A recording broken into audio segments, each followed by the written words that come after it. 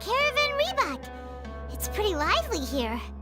So, just past this wall is the desert, huh? Oh, wow. Paimon remembers hearing people call this the Wall of Samiel. It's made to block sandstorms from the outside.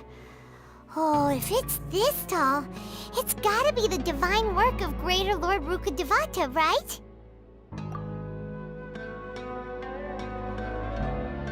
Enough gawking. Come on, follow me. Huh? Over here.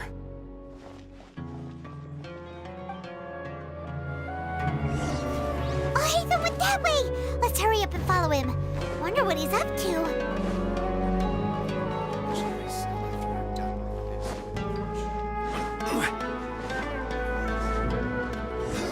Travelers and visitors, don't miss out!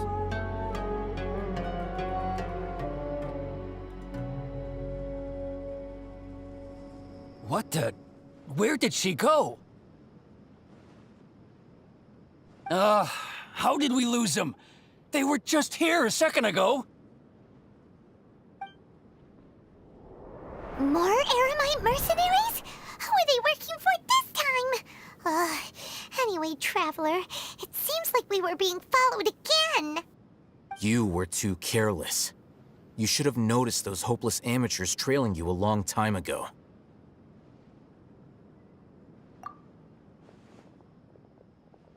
There's no need to thank me. I've never cared to keep track of personal favors. All I did was correct a mistake I happened to come across. It's a habit I developed at the Academia. You really gave Paimon a scare, Alhaitham.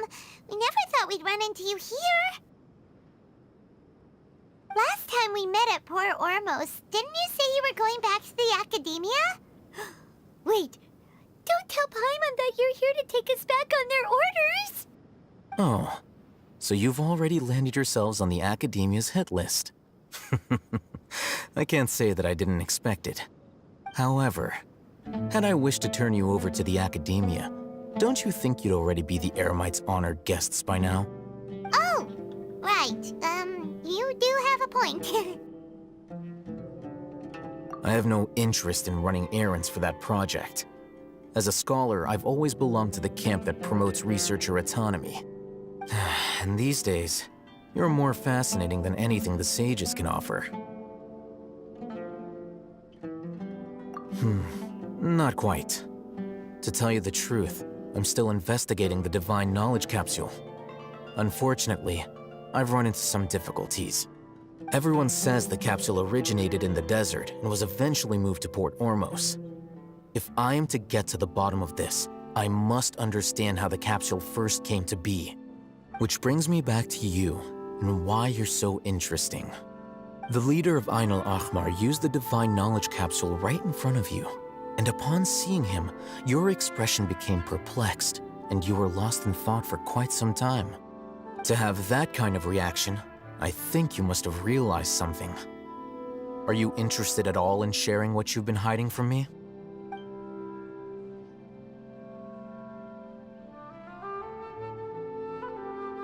Alhaitham, you really have a ridiculous eye for detail. What kind of person even notices or remembers stuff like that?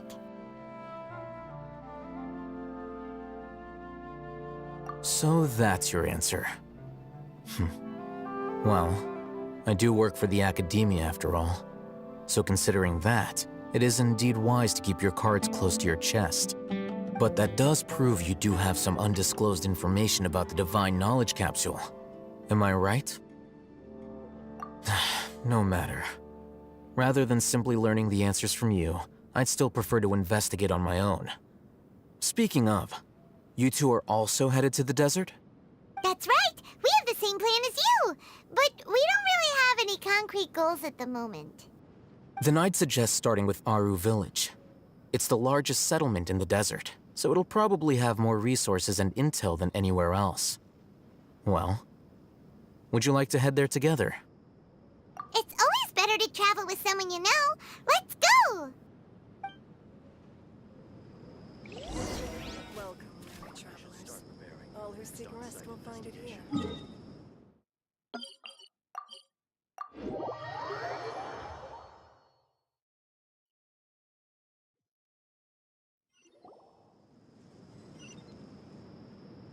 Before us lies Aru Village, the safe haven of the desert folk. Whoa, this landscape is really something else. What a cool place! Let's go check it out!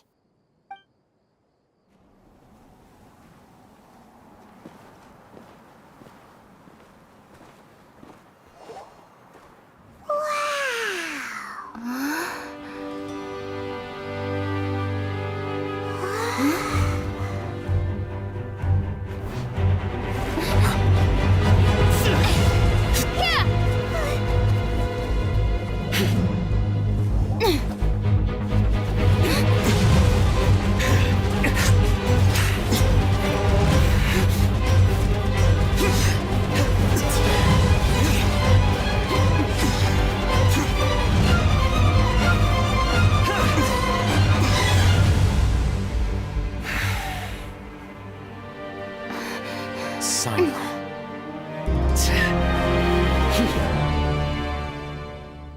Unless my memory fails me, we have barely spoken 2 words to each other before now at the Academia.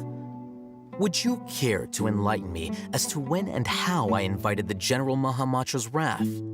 Alhaitham, do not think you can escape my judgment just because you managed to escape my attack. Judgment? So that's how you'd characterize your actions here, is it?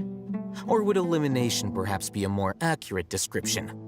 Had I used my full strength, not even this traveler would have been able to stop me. Though styled like an assassination, I sought only to ensure that my target would be unable to flee or resist. Standard practice for the Matra, as well you know. Seemed to me more like your own personal touch. Who is that, Alhaitham? Did you call him General Mahamatra? Yes. General Mahamatra Sino, head of all the Matra at the Academia.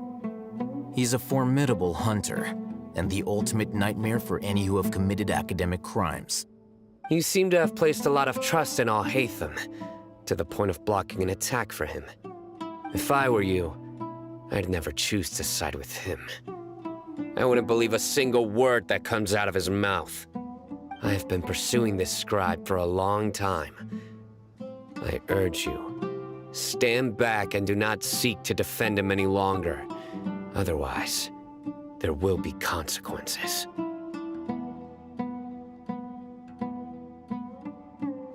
Has Alhaitham done something wrong?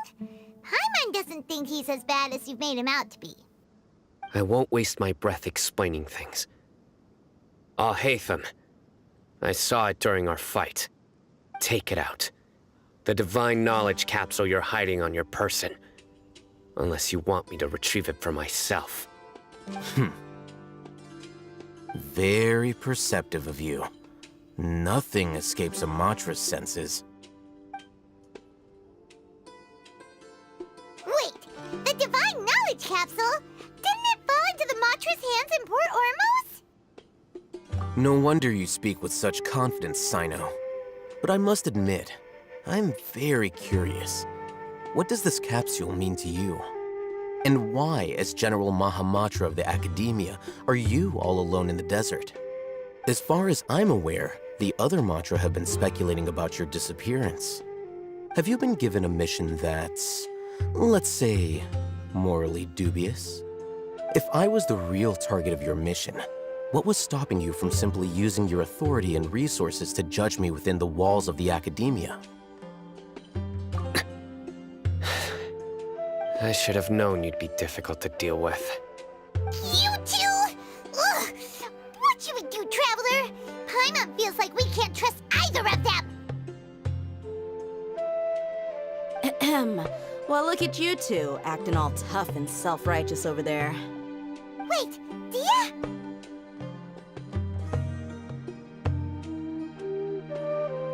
Great! Finally, someone that we can trust! You gotta help us out here, otherwise these two are gonna start fighting again! Yeah, sure looks that way. 2 giants from the Academia duking it out once and for all. Not something you get to see every day, that's for sure. Listen, I know you academic types love to fill up your big brains with self-righteous morality and lord your empty rules and virtues over each other. But how dare you bring your petty disputes into the safe haven of Aru Village? It seems like someone's gonna have to beat some sense into your thick skulls until you finally learn to respect these grounds.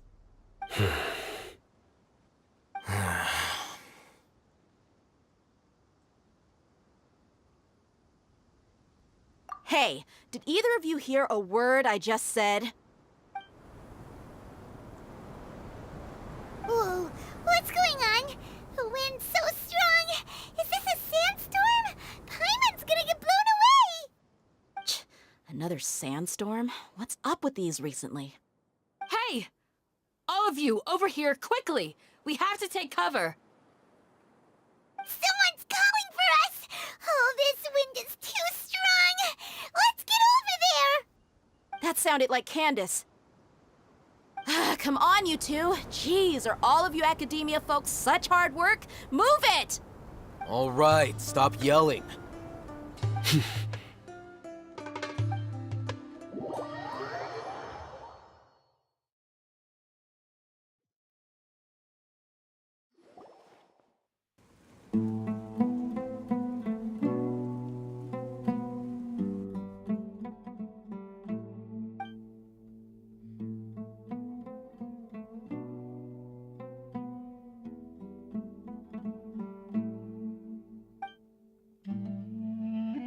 Well, this is pretty awkward. Hey, wanna play sardines with 3 people who wanna tear each other limb from limb? Sure, why not? Sounds fun. The air is so thick and heavy. Paimon can hardly keep floating anymore. My sincere apologies, everyone. This is the home of our village chief. I will have to ask you to make do with this small room until the sandstorm dies down. Please, let me introduce myself. I am Candace, protector of Aru Village. Our savior has come at last! Nice to meet you, Candace. The name's Paimon. Thank you so much for helping us. There's no need to thank me. It's only right to help each other when the weather gets rough. Wow, she's so gentle and caring, like a nice older sister. Unlike those guys over there. All right. Now that we're all better acquainted, we should return to the topic at hand. As a guardian charged with the responsibility to protect my fellow villagers from harm, I was observing your conflict from afar, even before the sandstorm started. And now that you have set foot within Aru Village itself, it is all the more my responsibility to make absolutely sure that you pose no threat whatsoever to us. So please, have an honest and sincere conversation with one another, and put your hostile feelings to rest. If anyone dares to start anything again while they are under this roof, I will not hesitate to send them out for some quality time with the creatures of the sandstorm. Oh! On second thought, Paimon may have misjudged Candace's character. And that goes for you too, Miss Dia. Do I make myself clear? All right, we got it, Candace. That's what I like to hear. So, which of you will begin? I was supposed to be a mediator, but I might have gotten a little too involved just now. Anyway, one of those two should probably start talking. Wait, that was you trying to be a mediator? I have nothing to hide, so there's no shame in explaining myself. While Alhaitham wasn't wrong about the other Matra not knowing my whereabouts, it's not because I've been assigned a morally dubious mission. Rather, I've chosen to exile myself. Huh? Exile yourself? A little while ago, I discovered that there was data missing in the Academia's project planning and development files. What little they did report clearly did not match the project's actual progress.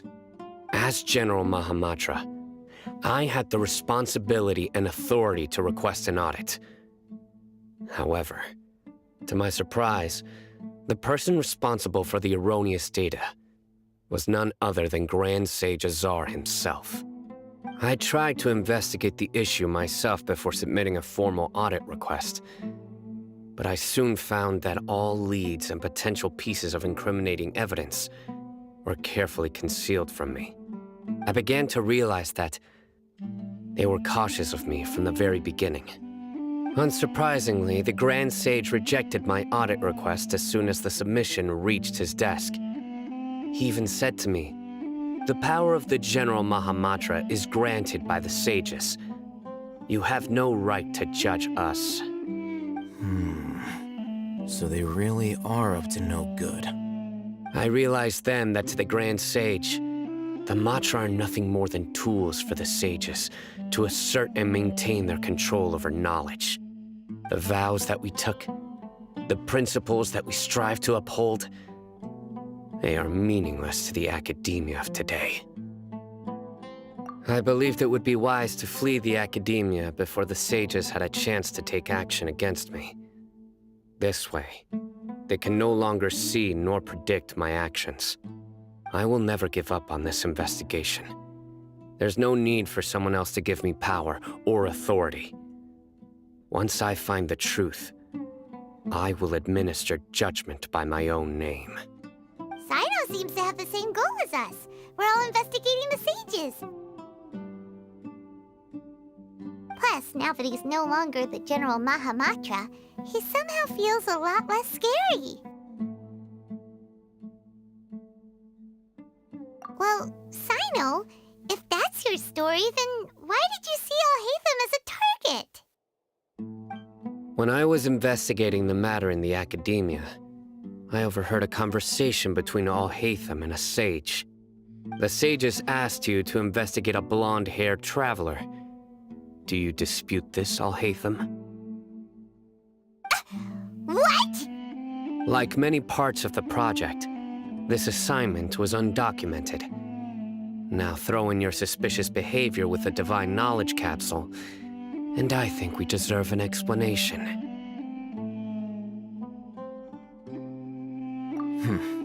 Yes. I was indeed tasked with investigating the Traveler. Alhaitham? After all, the promised reward was so great that hardly any scholar could have refused. The sage told me, once you've completed this assignment, I can give you a glimpse of divine knowledge. A most enticing offer. Unfortunately, those academics don't know me at all. Their words contained one key piece of information, namely that divine knowledge indeed exists. That gave me all I needed to know. From my perspective, the sages are far from trustworthy. Think about it. Isn't it a little strange they're so willing to share divine knowledge with anyone, even as a reward? So, I began my own investigation following the lead of the Divine Knowledge Capsule. In the end, I realized my wisdom in committing to this rather than collaborating with the sages. Had I been less guarded, I probably would have ended up like that Ain al-Ahmar mercenary, incapable of remaining sane for long enough to hold a conversation. You mean that the sages originally planned to dispose of you, using one of those capsules that drive people insane?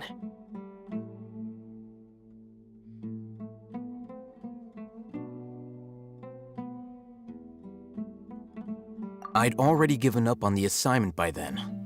I only told the academia I was waiting in Port Ormos for you to appear so they wouldn't suspect anything. So it came as quite a surprise when I encountered my erstwhile target while investigating the Divine Knowledge Capsule. Criminals do love to talk about coincidences. Even though I ran into the Traveler by chance, I had no intention of providing assistance to the academia. Also, you should remember, you were the ones who decided to follow me and strike up a conversation after I left that tavern.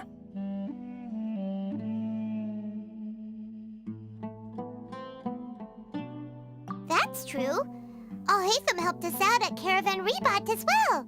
Maybe he's telling the truth. I'm willing to apologize if that's worth anything to you. I took the Divine Knowledge Capsule behind your back because I judged its existence to be a significant risk. I felt that it would be best for no one to interact with it before it had been properly studied.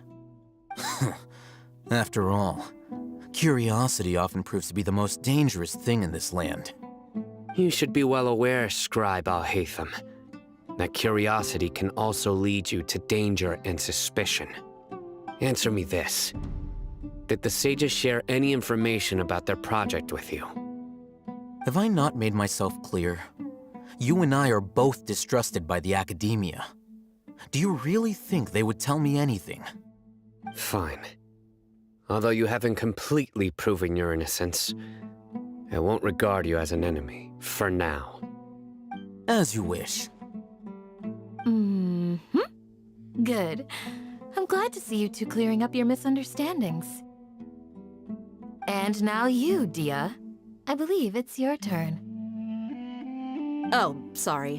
Whatever the boys were talking about must have been so boring that I spaced out. My situation is pretty straightforward. My employer, Dunyarzad of the Homayani family, is friends with the Traveler and is currently recovering from her illness at home. I had nothing going on, so I decided to return to Aru Village for a visit. I was actually looking forward to a pretty exciting time getting back together with everyone here. But then I saw these two random guys in the middle of a pointless argument. It ticked me off, and things went downhill from there. Is that all? Well, I will admit that definitely sounds like your style. In that case, welcome back, Dia. That's more like it. I missed you all so much, Candace.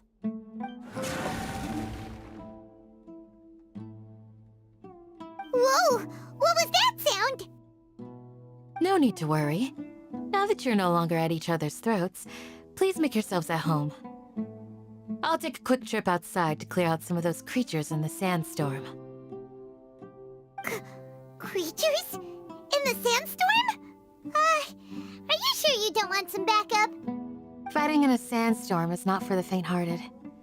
Anyone without extensive training in these conditions is at a disadvantage. You needn't worry. Yeah, just leave him to Candace. Don't worry, she's as tough as they come.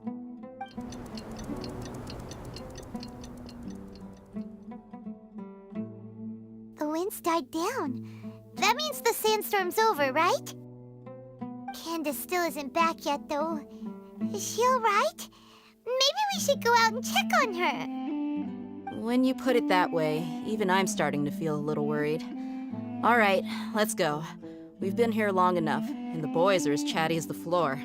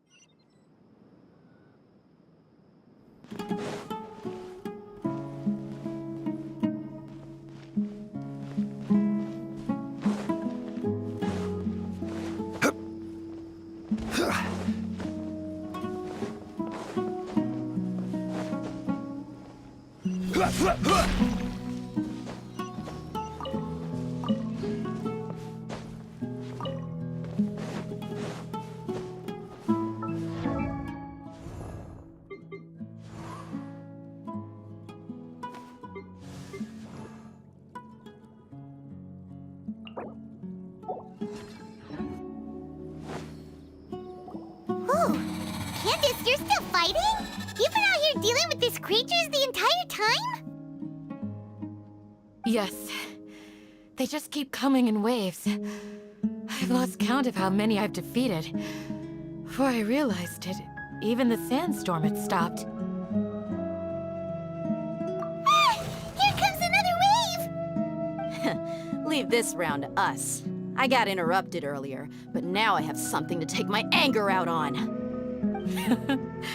It's been quite a while since I've seen the Flame Mane in action.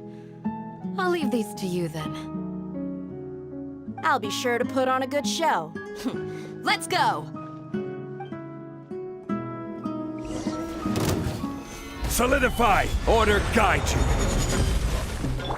Flee! Stay put! Speed of light! Hey! Hook! Yeah! Hook! Incoming! Yeah! Yeah! Hook! Here comes another wave! When are they ever gonna let up? Don't be scared! We shall Hey! Nowhere to hide!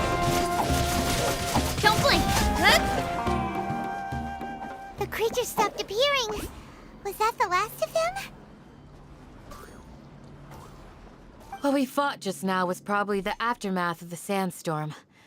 So we should be safe for the time being. Well fought, everyone. No injuries, I hope. Huh? Who are you? Ah, my apologies. I haven't had a chance to greet you yet. I had my hands full taking care of the village's elderly and children. I am the chief of Aru Village.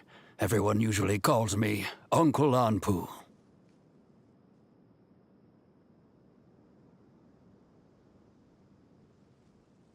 Sir, I am also originally from the desert, but I have not been back for some time now. May I ask if such sandstorms are common?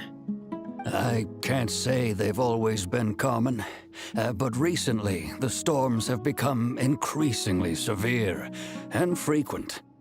Besides sandstorms, we also occasionally get earthquakes. According to an investigator who stayed in the village a while ago, these unusual natural phenomena are related to the withering of Irminsul. Another effect of Irminsul's withering. So, Irminsul's withering causes withering zones in the forest, and sandstorms and earthquakes here in the desert? Everything in the natural world is inextricably connected to Irminsul. These regional symptoms can indeed be a reflection of Irminsul's present state. Everyone in Aru Village needs to take good care of themselves. Speaking of which, why haven't I seen a single village keeper since I got here? Village keeper? Who are they? Village guards like Candace? Does your curiosity know no bounds? Village Keeper is how Aru Village refers to mad scholars exiled here by the Academia. Most of them are scholars who lost their sanity after a period of training in the Avidia Forest. The Academia believes that their crazed mutterings may have a negative effect on the psyches of other scholars. So, they're forcibly exiled to the desert. Though if you ask me, it's all a boatload of nonsense. Alas, that's exactly what we've been trying to investigate. One by one, the village keepers have been mysteriously disappearing without a trace. But no one in the village has ever seen them leave. If you're planning to stay around the village for the next few days, I'd appreciate it if you could keep an eye out for them. I've had encounters with those people in the past. I'll see what I can do to help. The Matra are the ones responsible for their exile. Now that you're no longer with them, are you trying to alleviate your guilt and atone for your past sins? I'm fascinated by how you think. Mock me if you will, but if you are guilty, I will eliminate you, regardless of my position or identity. Oh, you're the former General Mahamatra. You must be an expert in these kinds of investigations. Thank you for your help. Is it because you're reminded of Hypatia? Oh, these poor scholars. First they lose their sanity, now this! We need to help get them back home, safe and sound. But, is it really a good idea to tag along with Sino? You seem like you really don't trust him. I'll be grateful for the assistance. No doubt you will do a better job than some of my former subordinates. Let's start by finding a spot to share what we know so far.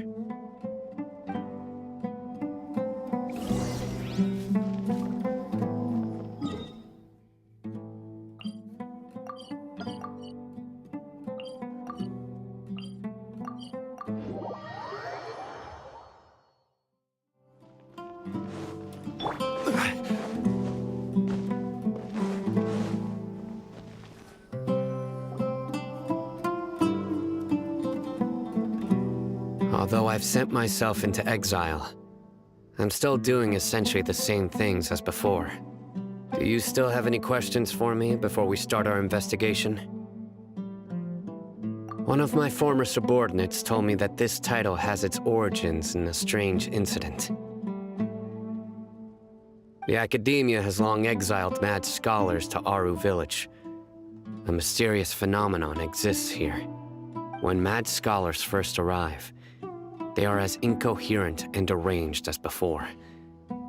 But after spending some time here, they invariably begin to calm down. Initially, the people of Aru Village greatly resented having to take in the mad scholars. But a strange incident one night changed that. Aru Village was struck by the strongest earthquake in living memory. Seeing buildings on the verge of collapse all around him, the then chief of the village was preparing to take everyone to safety. Suddenly, he noticed a mad scholar crouching in a corner, caressing the ground with his hands. A soft, green light radiated from him, like a divine glow against the backdrop of night. Despite the powerful tremors that ripped through the ground that night, all the houses remained upright, almost as if they had grown roots reaching deep into the ground. In the end, not a single building collapsed, and no one was hurt. After that, the people of Aru Village treated the mad scholars with greater kindness, and began to refer to them as the village keepers. A soft green light? A mad scholar protecting Aru Village? What do you make of it, Traveler? Paimon thinks so too. Actually, Sino, do you know if any of the mad scholars continued to wear their Akasha terminals at Aru Village? In theory, they would continue wearing them so the Academia could still monitor their activities. With that said, the main Akasha system would no longer have any interaction with them. Oh, no wonder! Everything makes sense then! Add in the fact that they calmed down, it was probably Nahida who calmed them. If you are able to draw a conclusion from this one story alone, then it appears you possess much more information than I do. So, what do you make of the story?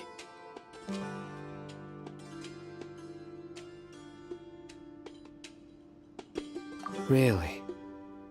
Lesser Lord Kusanali. What? You don't believe us? Lesser Lord Kusanali was definitely using the Akasha to give her power to the mad scholars! No, it's not so much that I don't believe you. I'm just struck by your reasoning. Lesser Lord Kusanali, the current Dendro Archon, is she really active in Sumeru? The Academia has always placed far greater importance on the late Greater Lord Rukkhadevata. They've more or less ignored Lesser Lord Kusanali, and I've never had any reason to doubt their views. In addition, I've never heard any stories about Lesser Lord Kusanali and her deeds.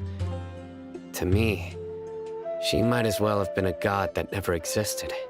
No way! Nahida definitely exists! She's a... how should Paimon put it? She's a good Archon who's kind and wise, even if she says weird stuff sometimes.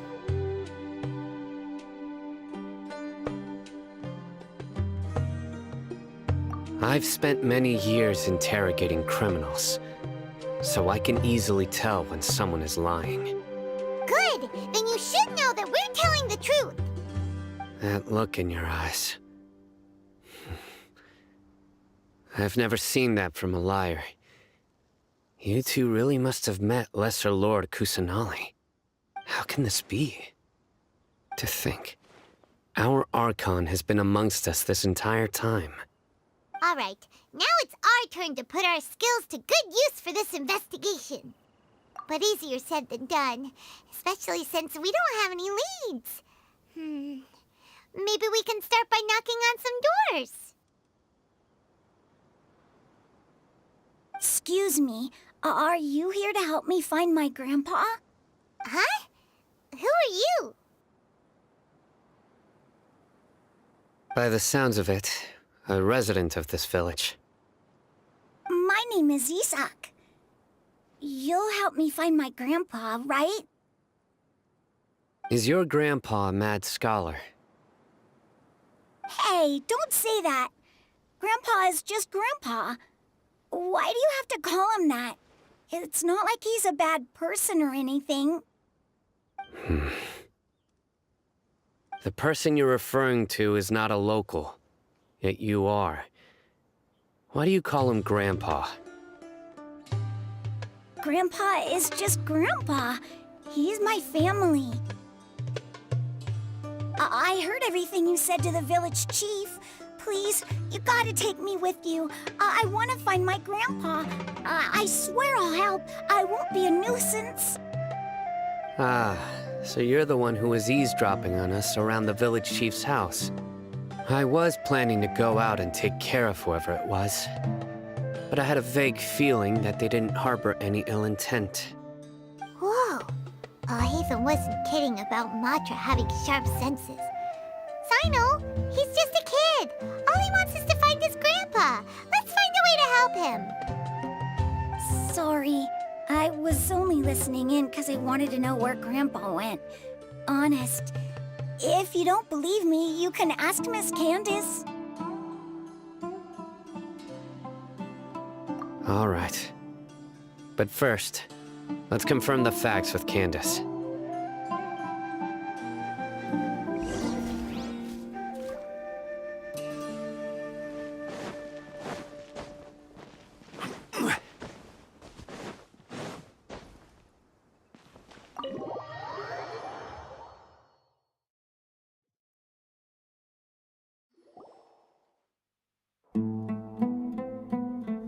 Sino is super vigilant.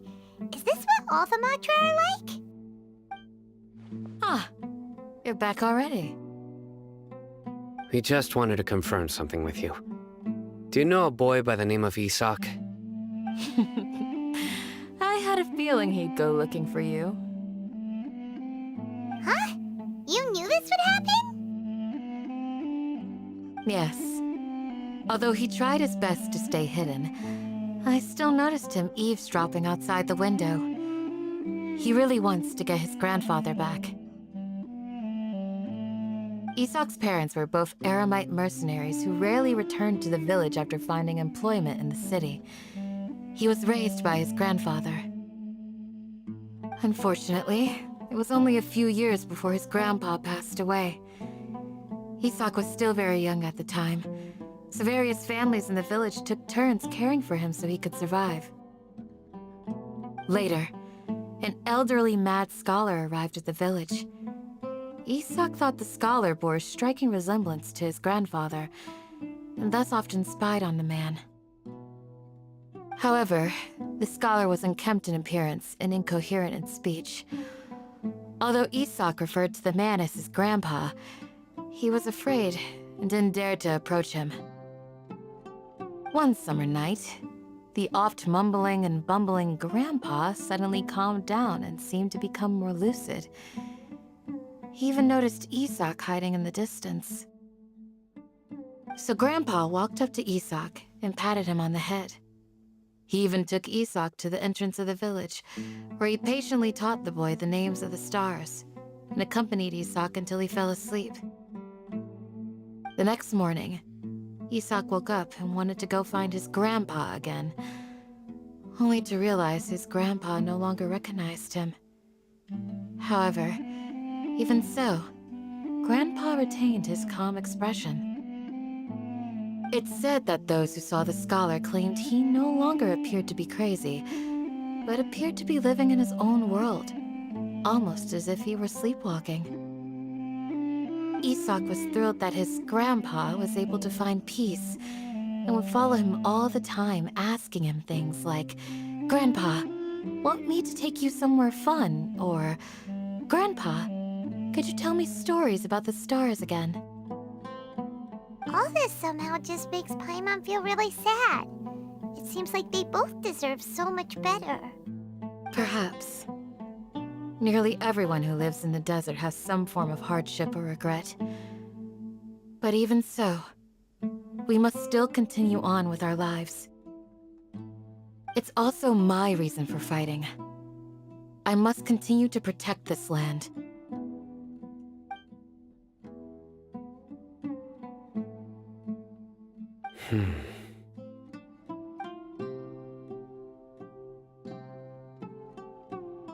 Maybe the people have always had a considerate god watching over them. Huh? What did you say, Sino? No, nothing.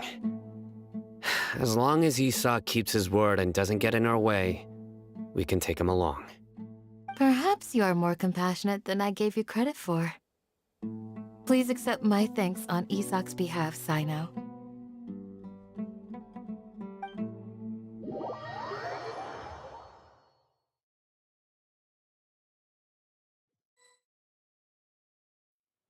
Hey, Isak! Oh, it's you guys! We've cleared everything up. Let's go find your grandpa. Really? Wow! Thank you so much! Yeah!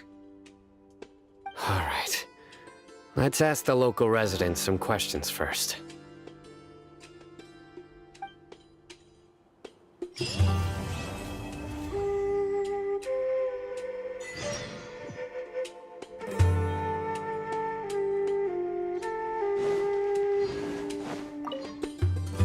Excuse me, did you happen to see where the missing scholars went? You mean the village keepers? Oh, let me think. When I was eating dinner the other day, I saw one of them by the side of the road, muttering away and eating mushrooms and tree roots. They shouldn't go around eating that kind of stuff. Okay. Did you notice anything else? Anything else? No, I think that's all I have to tell you. Sorry.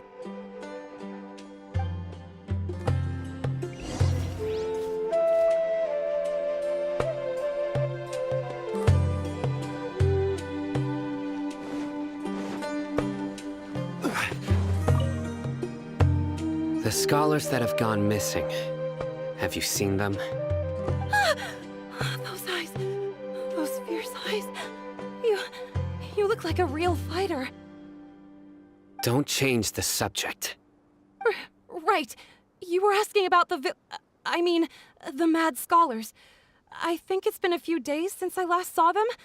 I usually go to bed pretty early, so I'm not too familiar with what goes on at night. But honestly, I feel quite sympathetic towards them. Even though they act a little strange, they've helped me in the past. If it weren't for them, my house would have collapsed long ago. Do you also think Grandpa and the others are good people? Grandpa? Oh, hello there. It's little Isak. You mean that nice man who looks like your grandpa's long-lost twin, right? He was actually the one who protected my house. I saw it with my own eyes. He happened to be staying near my house that day and was doing something with his hands on the ground. It still feels pretty surreal now that I think back on it. Did someone teach them how to do that? Well, whatever the case, I'll always be thankful to him and whoever taught him to look out for others. I'm pretty sure that if I ever went mad, I wouldn't be able to do anything like that. Gotcha. Thank you.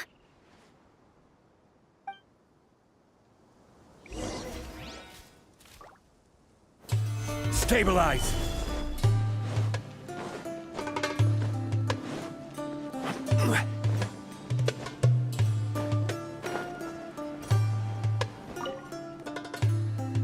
Sir, have you seen my grandpa recently? You know, the one who likes to sit and space out near the village entrance. Oh, well, if it isn't Isak. Oh, your grandpa, huh? It's been a while. The last time I saw him, he was spacing out by the road as usual. I went and asked him if he'd like any of the food I had prepared, despite my wife's protests. Like many people, she's really quite terrified of them. And speaking of my wife, she's still always complaining about how I don't make enough mora. That might explain why she's always mad at me. Oh, thank you. Thank you for taking care of him. It was nothing. You're looking for him, right? Did he go for a walk and get lost? Yeah. That's no good. Well, once you found him, come by my place again and I'll cook a little something for the both of you. I've known you since you were very young, so as far as I'm concerned, you're family. Please feel free to come by anytime. Wow, what a nice guy! Okay. Thank you, sir. Huh?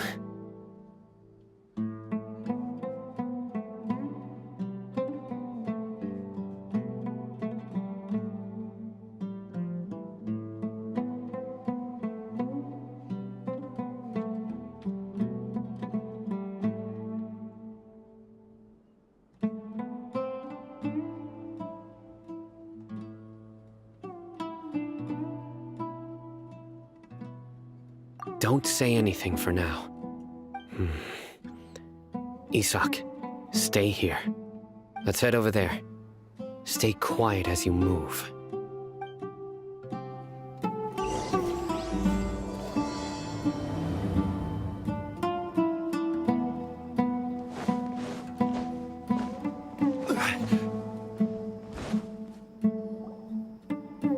Listen, see if you can make out what they're saying. Have you heard? The mighty King Deshret, the sovereign of our faith, will soon return to this world. Yes, of course I have. King Deshret is the one and only true ruler of this land. I've never believed in any other gods. Still, you say he's coming back, but it sure doesn't feel like life's about to change around here anytime soon. What's your proof? Haven't you noticed? The village has been getting more deranged scholars than ever. Delavar was saying that many people also went insane just before the fall of King Deshret's civilization in ancient times. We don't quite know why, but it seems like there's some sort of connection between insanity and King Deshret. Isn't it a sign of King Deshret's power that all the mad scholars have disappeared? If you ask me, they must have been chosen as the Deshret's resurrection. Huh. Now that you say it, that does make some sense.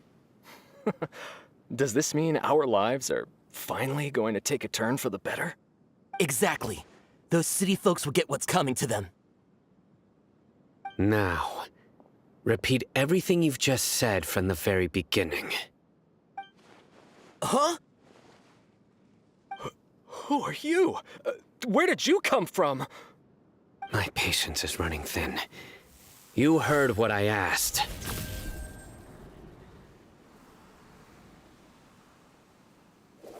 Yeah, bro, this guy's something else.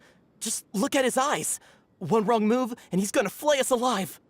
Let's not get on his bad side, okay? I am no match for this guy. Oh, okay, good sir. What is it you would like to know? Tell me about King Deshret's resurrection. Well, I only know a few things from hearsay. I went for a drink the other day and heard others talking about a rumor that the madmen will disappear and that King Deshret will return to this land. I'm not making this up, I swear!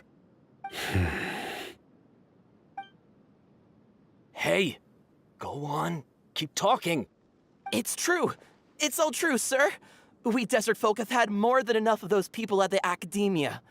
They keep sending us all their mad scholars and won't let us have a good life. Would you want to live like this if you were in our place? The radicals were even more thrilled than me when they heard the news. We're all praying for King Deshret's speedy return. Delavar also said that once King Deshret returns to our side, it's only a matter of time before we conquer the land on the other side of the wall. They're all willing to serve under King Deshret and fight for a share of the glory. Is that so? Seems like he still wants to know more. Keep talking. Got it. At first, I told myself it was just the drink talking, but then all the mad scholars vanished without a trace, just as the rumors said. Please don't beat me up just for mentioning these rumors. If I'm guilty, then everyone else around here is also guilty. I'm just saying what the others said. The people here really like King Deshret, but dislike the Dendro Archon. Where is this radical person you talked about? I haven't run into him over the past few days. so he probably hasn't been around the village. What about you, man? Have you seen him at all? No, not at all. We wouldn't dare lie to you. He's really not here right now. Sounds like you're not too close with the radicals. No, of course not. All we know are their names. I have many ways to stop you from talking. And many others to stop you from sending warning messages. So you'd best just stay home and hope I don't hear of you trying to contact anybody. Don't do anything until I've gotten to the bottom of this. Try something foolish, and even Candace won't be able to protect you. Yes, got it. We'll do just as you say. That scared Paimon half to death. Sino is pretty terrifying. He didn't try to reassure us at all.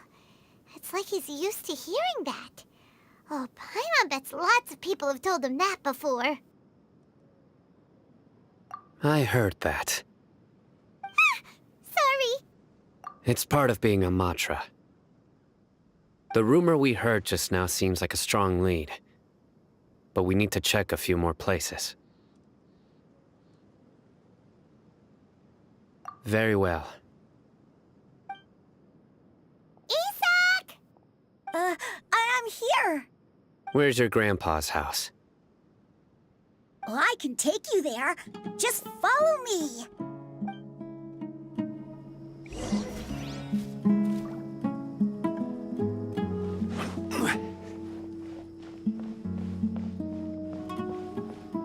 Quake! Crumble! Grandpa? Oh, he likes to be alone. Sometimes he stares at the sky in a daze, and other times he just pokes at the ground with his fingers. Every now and then, he yells out at the top of his lungs, so a lot of people are really scared of him. But he's a good person, really. I know he is. I swear, he's just like my real grandpa.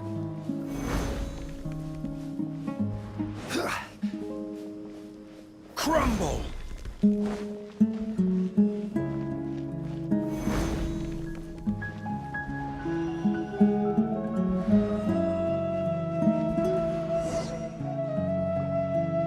Well, this is where Grandpa usually stays. There sure isn't much here.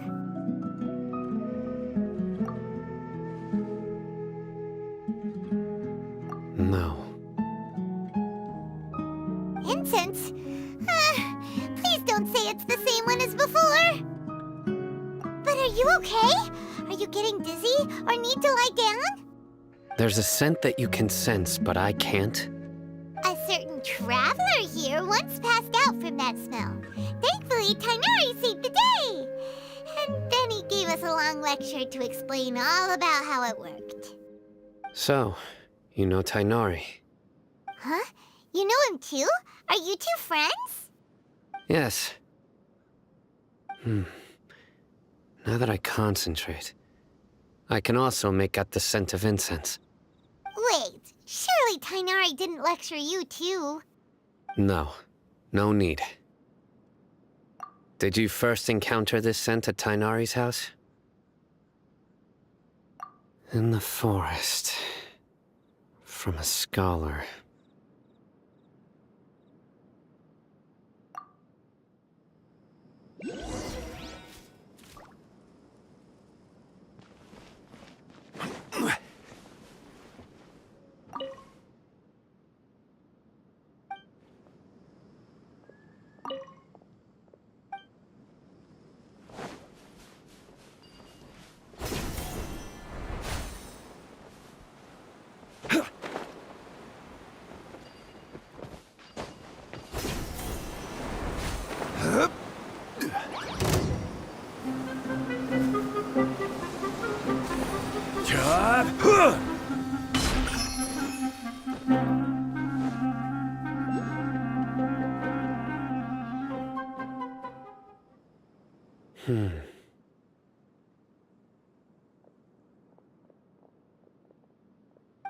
What are you looking for, Sino?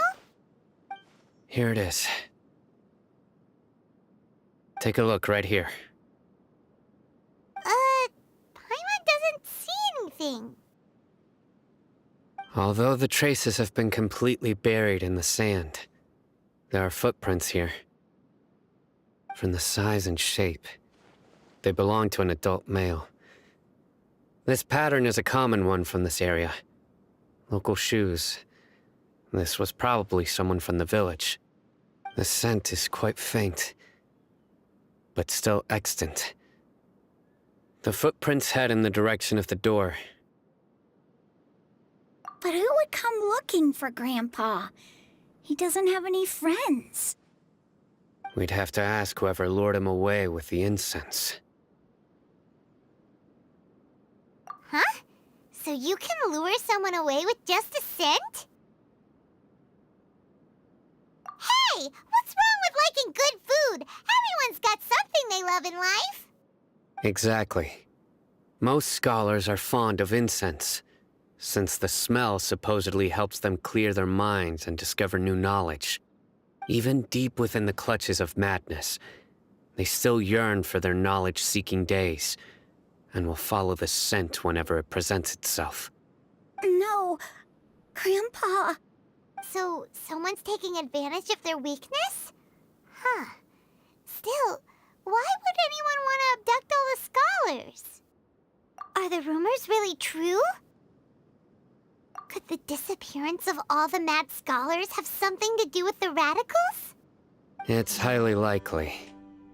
Please, you have to save my Grandpa. Grandpa's never done anything wrong. Please help him.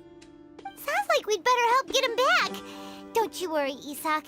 We won't let whoever took him get away with it. Let's head to Aru Village and inform Candace and the others about what we learned here. After that, we'll set off to find the scholars.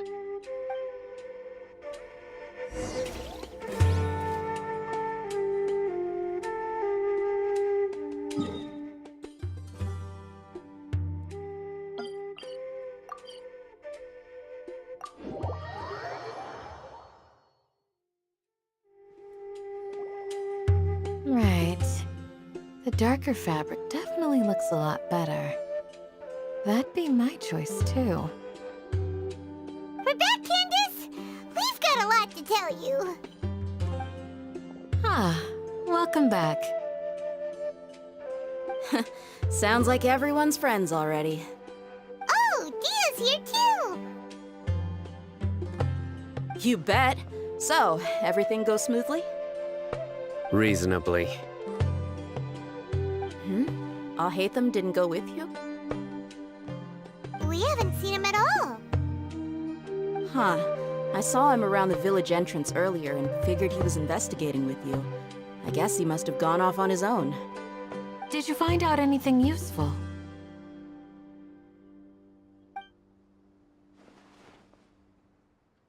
I see. So someone used a kind of incense to lead the exiled scholars away from the village.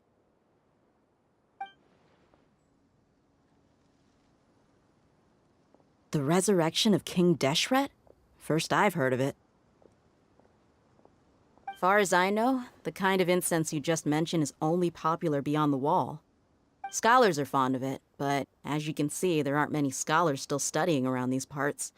No seller would be able to make a profit here. Not to mention making incense is a labor-intensive process. You won't see anybody in the desert with the patience to make or sell something that requires that kind of effort. It seems someone from beyond the wall must have been supporting this. Makes sense. So what should we do then? Do we go back to the academia and search for leads there? If it was any other day, that would be your next logical step. But today, you've got me on your team, so you get an extra tip. Didn't you say that the villager got his news from the tavern? Well, I also like to drink at the tavern, so I know a thing or two about these radicals he mentioned. If Paimon remembers correctly, the leader of the radicals is some guy called Delavar. Ah, yeah. Delavar, the scar-riddled bandit, Engur, the wide-eyed butcher, and Jabari, the duck-tailed bearded crook. The whole lot of them are known around these parts.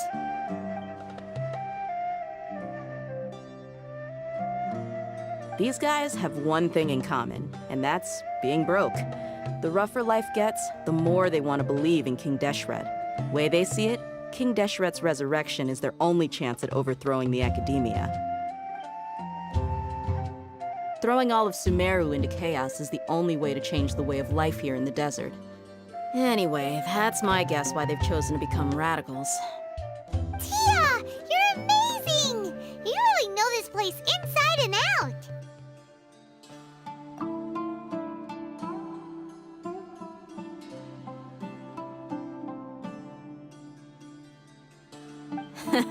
No merc can afford to slack off on gathering intelligence. Every mora I've spent in the tavern has been a valuable investment. Let's head out.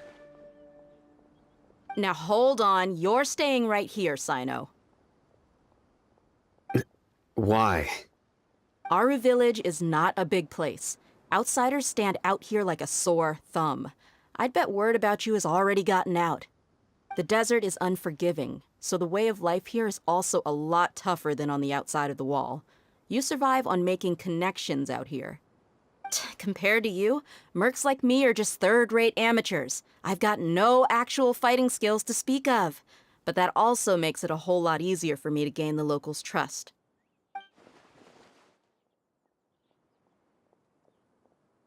I need to go around and ask some questions, but it'll be difficult if you're with me. Fine. Good. Then we've got a plan. The Traveler and Paimon will go to Caravan Rebat with me, and we'll try our best to figure out where the Mad Scholars have been taken. Sino, you'll have to stay in the village and continue investigating on your own. All right, sounds like a plan.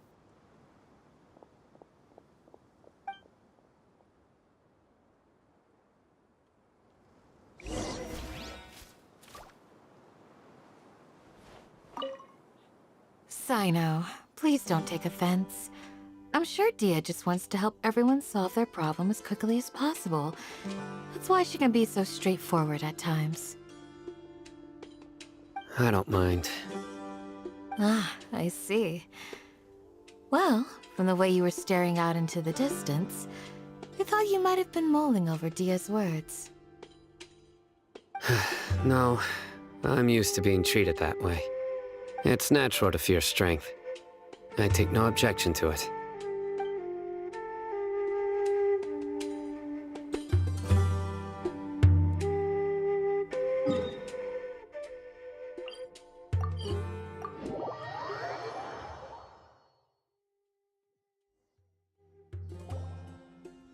Well, here we are again.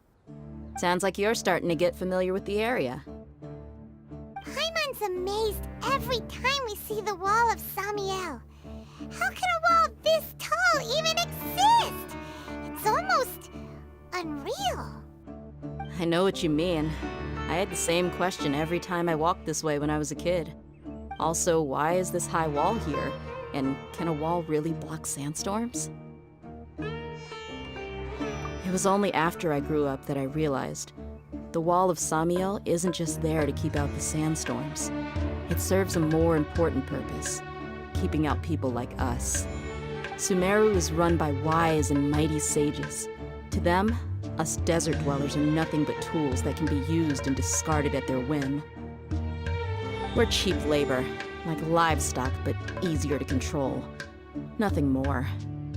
Even if a child from the desert got the chance to obtain an Akasha terminal, almost all their requests for knowledge would be denied. The Academia believes we're underserving.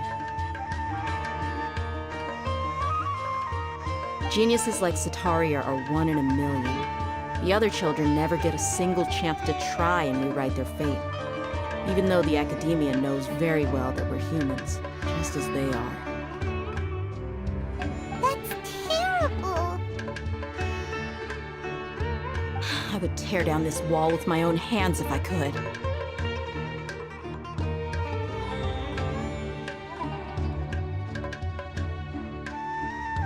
Hey, Dia. You're not thinking about doing anything scary, are you? No, not at all. This place just Gets me thinking, that's all. Besides, we're here to procure information, aren't we? Yep, we gotta catch those. Shh. Caravan Rebot is crawling with people, so be careful what you say. We don't want anyone to find out what we're here for. Our mission started the moment we arrived here. Let's go check out the tavern. Maybe we'll find someone I know.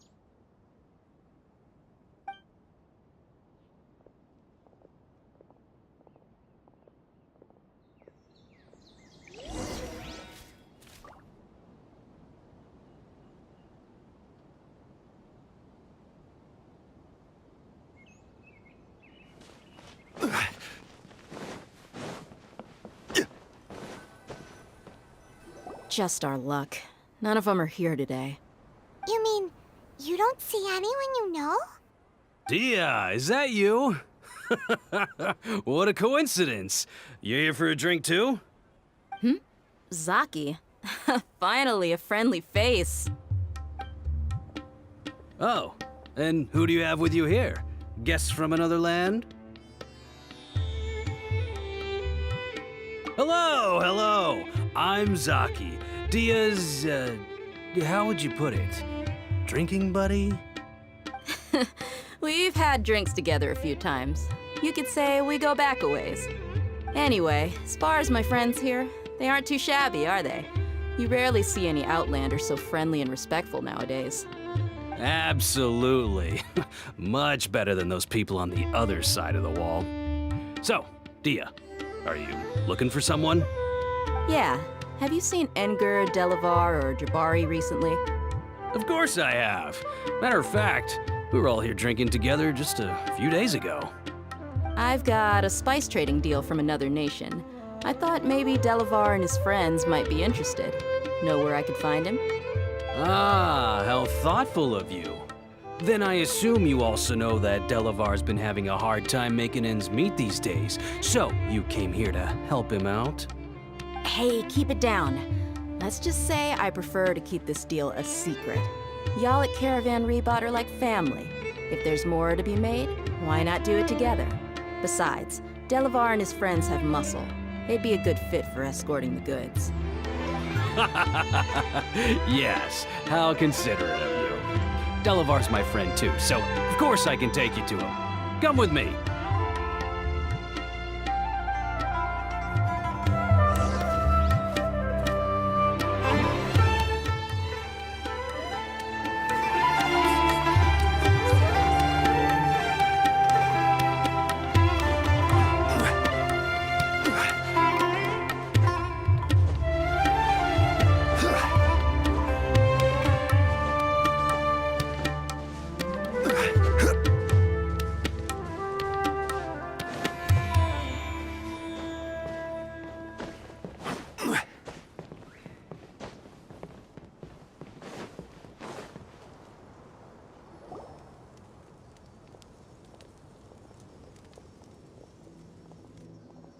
Are we there yet?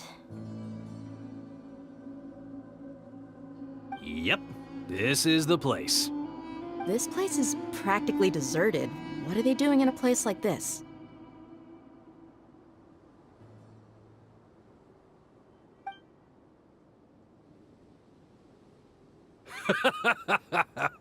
Why don't you take a guess? Go on, a wild stab in the dark. You're like lambs to the slaughter. Oh no! It's an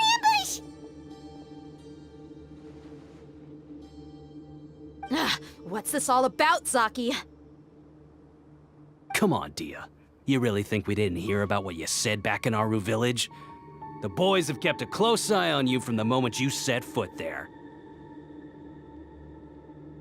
Not only do I know that you're looking for Delavar, I also know that you've teamed up with people from the Academia to look for the missing scholars.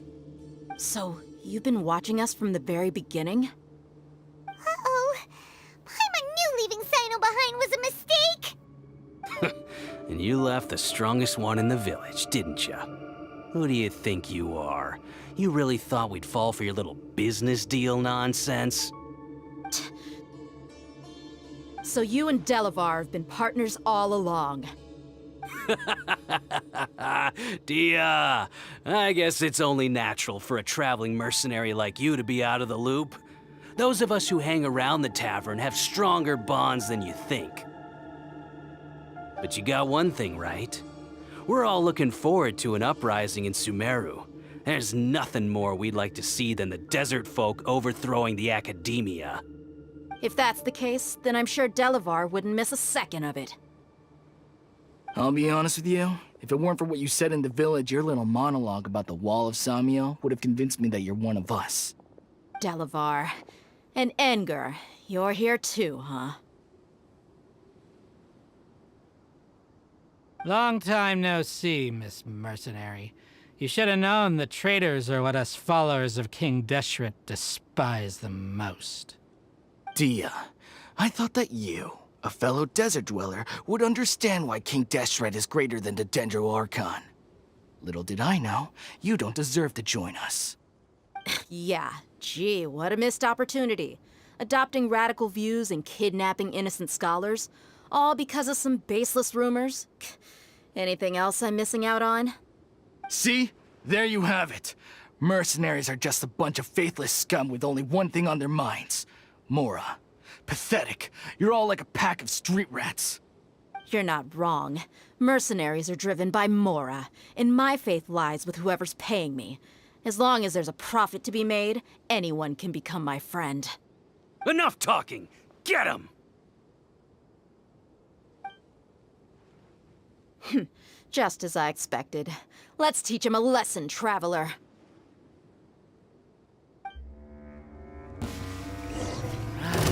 I will have order. Gather! Do your worst! You, Glade, here! Speed of light! Yeah!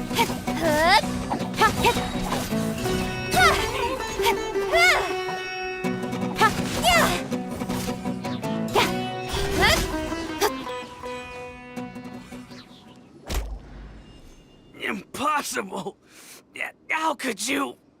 So, what do you think about your meticulous network now, Zaki? How did you say it? It's only natural for a traveling mercenary like me to be out of the loop. I'm guessing your informant told you that I'm just an incompetent merc with no real fighting skills, correct? I mean, that is what I said after all. And of course you would believe everything he reported. The only thing you know about me is that I'm a mercenary, but you've never seen me in action.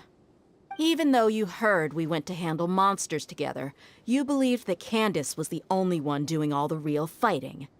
That so-called Flame Mane is just a fraud. She admitted it herself. She just uses her connections to gain the trust of others. That's what you thought, right? Ugh. You lied in the village because you figured that we'd have people watching you. And you were stupid enough to fall for it. I figured as much the first time we drank together. You all thought you were so smart. Pathetic. Okay, that should be all of them. Whoa! So you've been planning this since we were in Aru Village? No task can be done without preparation. I just happened to notice a couple suspicious-looking people while you were out investigating. Oh, but instead of catching them right away, you let them report back. Those two who were snooping around were just a couple small fries. If we want to get the real catch, we have to be patient and give it some time. Oh, you mean the funny name she mentioned back in Uncle Ampu's house? The wide-eyed butcher, scar-riddled bandit, Paimon can't remember them all. That's just a bunch of drunk talk. Engar and Delavar like to talk themselves up when they're drinking. Engar, the wide-eyed butcher, and Delavar, the scar-riddled bandit, are the nicknames they came up with for themselves. Alcohol has a way of making people share what they really think. So Engar and Delavar are always rambling in the tavern about how King Deshret is a superior deity. What about Zaki? He's just a numbskull who fell right into our trap. Zaki was probably the best hidden of them all. My initial plan was to find Delavar first, and then try to track him down. That's what you wanted to ask when we were at Uncle Anpu's house, right? Jabari is one of the villagers you talked to. You know, the one who wanted to treat Isak and his grandpa to some food. Wait, so he's a radical too? No, he isn't. I just needed to tack on a random villager name to make the eavesdropper think that I was making some wild guesses based on my impressions. Wow, what a genius idea! Well, that's an expert mercenary for you. Ah, you're too kind. It was straight from the usual playbook, if I'm honest.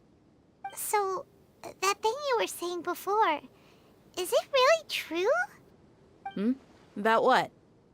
About how mercenaries only care about Mora, and that anyone's a friend as long as there's a profit. Does that bother you? What makes you so sure? Dia, do you dislike the Dendro Archon like the other desert folk? You two are pretty sharp. No, I don't have anything against the Dendro Archon. I've heard a lot of nice things about the Lesser Lord from Dunyarzad. I can understand her devotion and gratitude. Dunyarzad's just an ordinary person. There's no way a god would be so involved in the lives of everyday people unless they were truly compassionate. I've begun to realize that the sages are behind everything that's happened recently. The radicals' blind belief in King Deshret, making the Dendro Archon out to be an enemy. It's all the Academia's trickery. But I see through it all. And unlike them, I can never be hostile towards anyone who's never done anything wrong. Dia. Anyway, looks like we're done with business here. Traveler, lend me a hand. Let's tie him up and bring him to the village.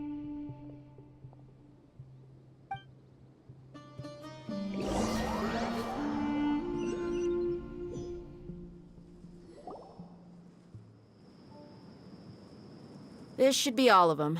I'll let you take it from here. All right. I'll be in touch.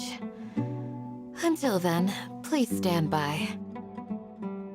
Candace, do you need any help? Candace will be okay on her own. I trust her, so you can too. She's been guarding Aru village for quite some time now. If anyone is qualified to question the offenders, it's her. While I'm questioning them, why don't you pass some time by exploring the area? I'll meet you back here tomorrow morning, Traveler.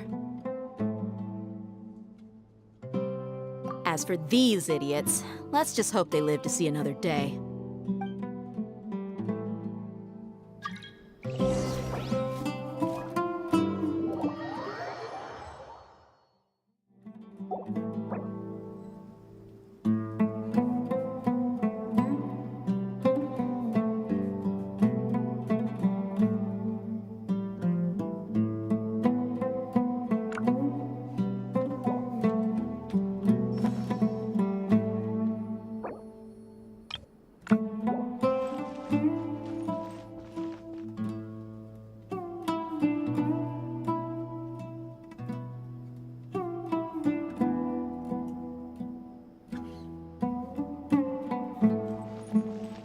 In adventuring, as in business, you always have to seize the opportunity while it's there.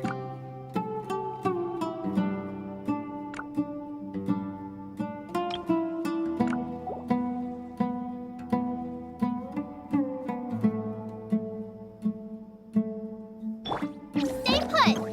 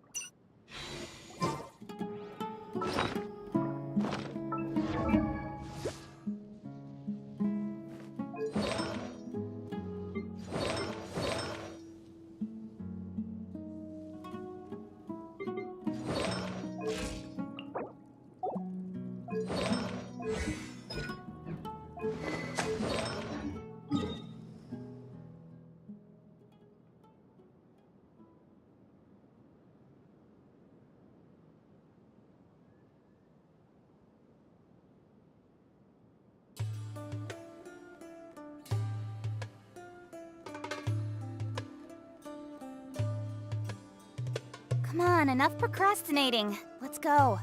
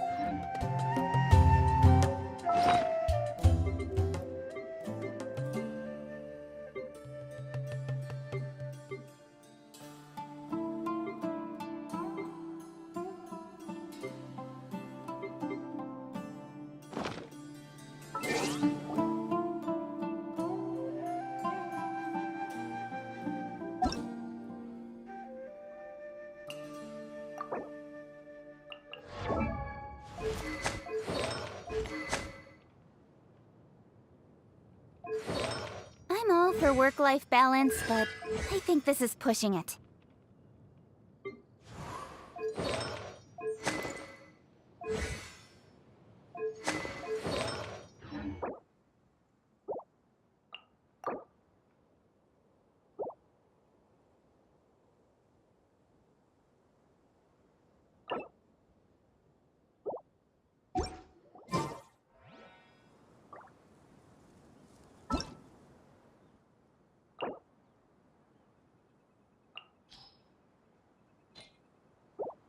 In adventuring, as in business, you always have to seize the opportunity while it's there.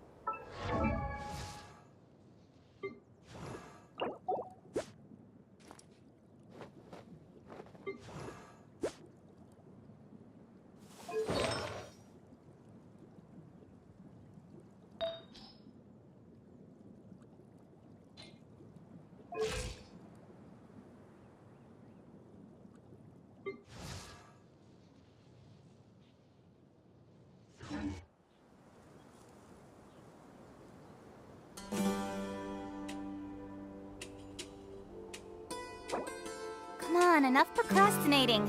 Let's go.